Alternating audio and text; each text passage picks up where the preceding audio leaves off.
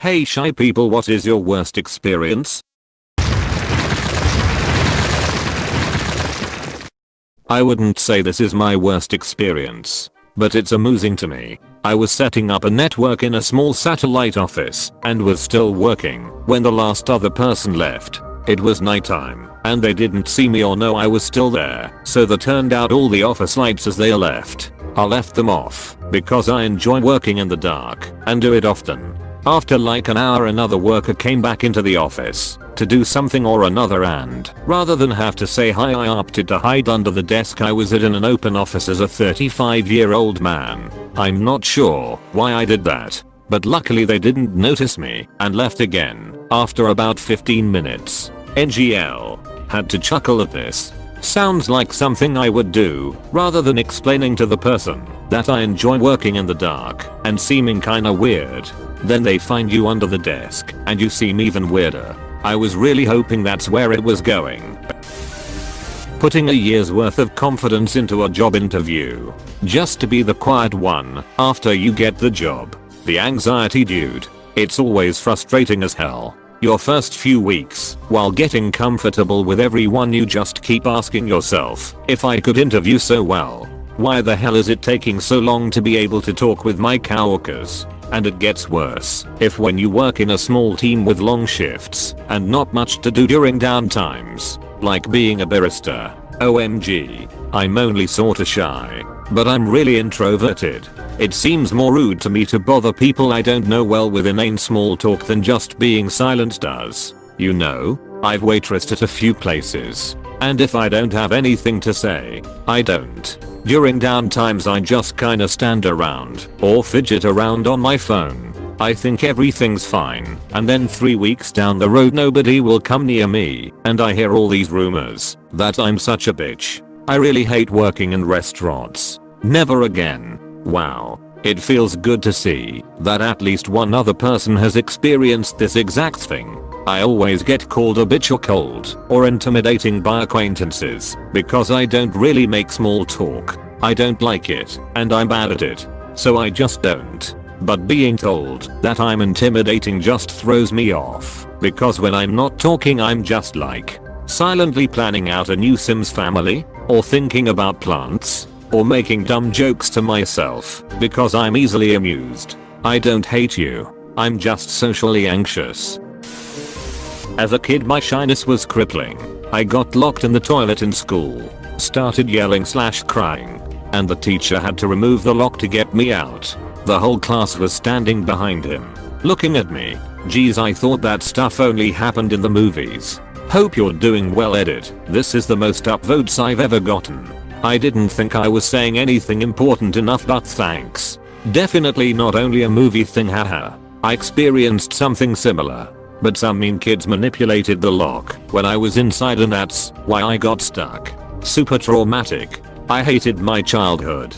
Went to a birthday party maybe when I was 14, over 15 years old. Birthday girl was a mutual friend of my best friend at the time and I always had the impression she disliked me for stealing her best friend. I didn't go to hardly any birthday slumber parties, so I was excited. I was only close with 2 of the girls there, but I wanted to get along with the other girl. I had no ill feelings, more just always worried she hated me. Well, anyway, she says, hey, go check the closet. So I go to the closet in this basement hangout area. Walk in and then the lights shut off and the door slams shut. I remember feeling like absolute garbage. They were laughing at me behind the door as I jiggled the knob to get out and pounded on the door. I was sobbing and I couldn't stop. I wasn't in there very long, but it felt like a lifetime. And I was always sort of a social outcast. I never really fit in anywhere with most people, so having this done to me pretty much confirmed my insecurity that I didn't belong anywhere and nobody liked me. My 2 friends were soft spoken and were horrified at the other girls laughing. I was so embarrassed and it put me in a tough position because I can't just tell the birthday girl what she did was nasty, so everyone kinda awkwardly pretended nothing happened. Never saw her much again after that. I'm in my 20s now and that memory makes my chest hurt still. Who the hell does that? Kids do that. It is part of growing up And any sufficiently mature adult who engaged in such a behavior will realize what they did was hurtful, and their regret and growth will keep them from doing that kind of thing moving forward. Anyone who has not learned that, emo is not really an adult. Your pain was, and is normal and reasonable, even expected, and you should feel completely empowered to acknowledge that. One thing I've learned to help me with these kinds of things is that time is not a circle, it's a spiral. Sometimes I circle back around to be near a place I experienced joy or pain before, and it's okay to remember those times. But it's also okay to remember that these times are not those times, and that I now know things I didn't know then, and that I'm no longer the victim I once was. I know I can protect myself now. Everyone's threshold of readiness between remembering the past and then placing it back into the past is different, and you are free to do so whenever feels right for you. My outgoing mother announcing to everyone how shy I am. Got one better. My outgoing mother announcing to everyone that I must be cold as she dead stares at my chest. She did this during my teenage years, as a shy, anxiety-ridden teenage girl. Holy fuck. Edit. Thank you to the Redditors that gave awards. It was very kind of you. I'm sorry that anyone else had to deal with a mother like mine. I hope you all are doing good in life despite them. My mom asking me in a crowded car full of my classmates if I needed her help learning how to shower. I'm struggling hard to try and think of what kind of context could have possibly been at play for her to have even asked you this question at all, let alone for her to have decided that publicly among others was a good course of action. Mental health issues, mostly depression, meant my hair was commonly greasy due to hygiene issues. Mom thought this meant I didn't know how to shower, not that I had a hard time disciplining myself to. Mom has no filter, and ergo, humiliation. I was at a friend's house. His parents used to scare me. The dad had a thick Asian accent, and due to my nerves, I guess I wasn't paying attention. Didn't realize the dad was full on asking how I was, and I just stood there awkwardly. I thought he was speaking to his son in Cantonese. I still think about this. I never corrected my boss when she mixed up my name on the first day. I had already introduced myself to some people by my real name. The other half of people my boss introduced me to called me another. I felt too shy to correct her in front of the group. It just led to more awkward conversations, as the two names were completely different. I have a bar that I used to go to in the before times where I would play darts with some friends. It's a small bar, so the one bartender learned most people's names. It was after a few weeks that I realized that he was calling me the wrong name. I thought the previous times he had been talking to someone else. It's been too long now, so I won't correct him. No, now's the perfect time to correct him. It's been a while, so he'll probably think he forgot in the interim, rather than has been wrong the whole time. If he asks, just gaslit him. You used to get my name right. Gaslighting is always okay. /s. Altruistic gaslighting. This is the way. I have done this countless times. It works. People make mistakes and they are often willing to come to terms with that if you're insistent on truth.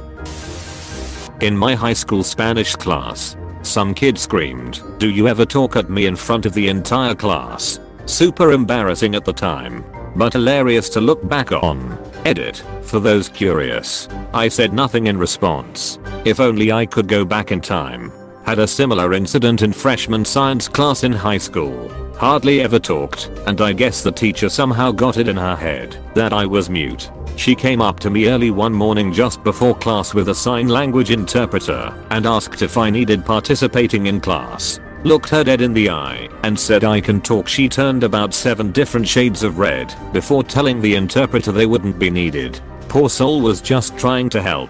No good deed goes unpunished, teacher. Rule of acquisition #285. No good deed ever goes unpunished. I was in elementary and took a bus home each day. I missed my stop and I was so terribly shy and quiet the bus driver didn't hear me. He went on to pick up high school students and didn't notice I was still on the bus. The high school students were so sweet and kind. They alerted the bus driver and he took me home. My mom was freaking out by the time I got home. Happened to me too. Fucking wackiest shit I ever experienced. I expected these older kids to be dicks. then they are the nicest folks ever. Yeah. Learned much later in life looking back. Kids in middle school are pretty much the worst group of beings alive. They don't exactly mean to be, and not all of them are. But it's so common for these 12 to 13-year-olds to be right in that spot where they don't quite fucking understand how horrible they actually are being.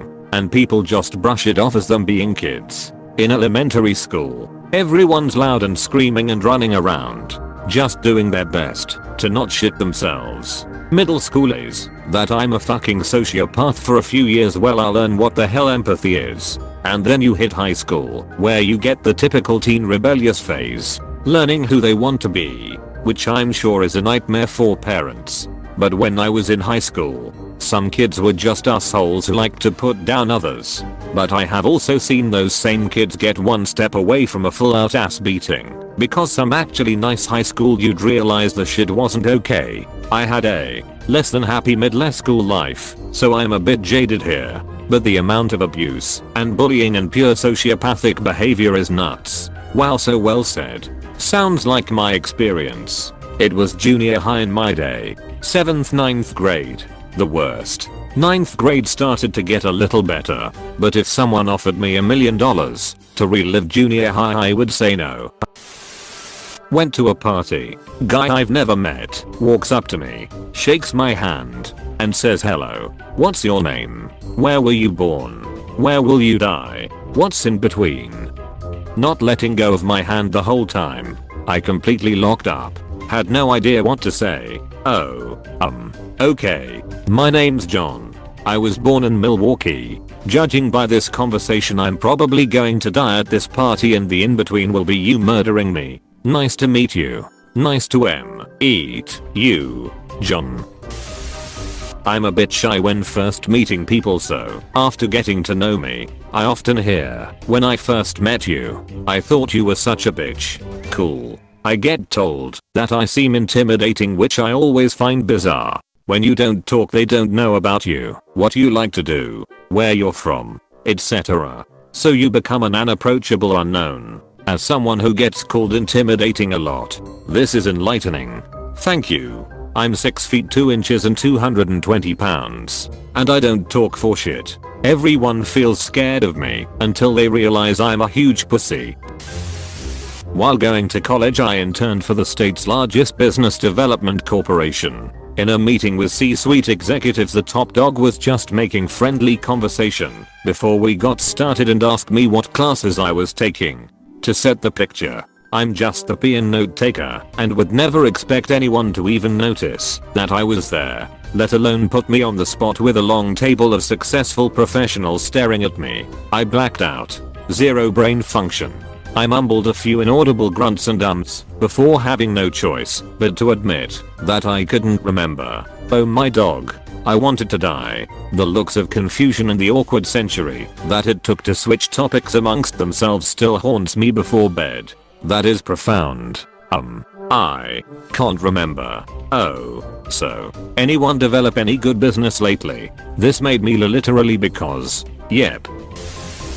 Going to a crowded party with one friend who really wanted to drag you along but then disappears. Where my damn panic button. Frantic button mashing.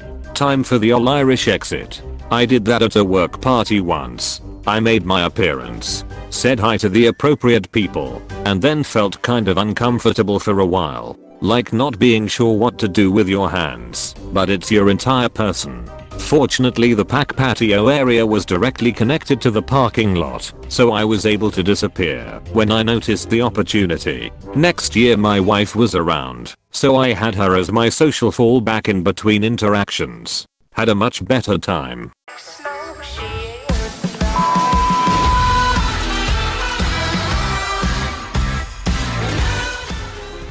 Thanks for watching. Like and subscribe for more videos.